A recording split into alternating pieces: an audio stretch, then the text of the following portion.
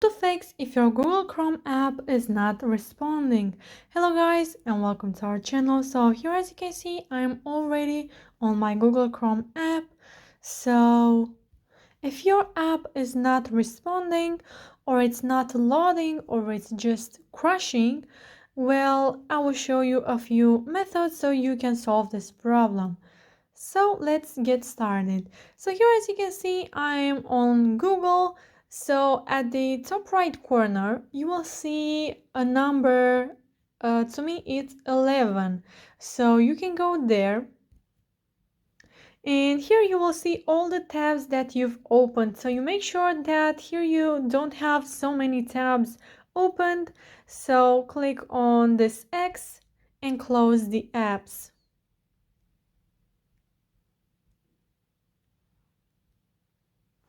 So after you've done that, if you still have problems with your Google Chrome, then you can try and go to your Google Play or App Store and update your app. And another thing to do is go into your settings.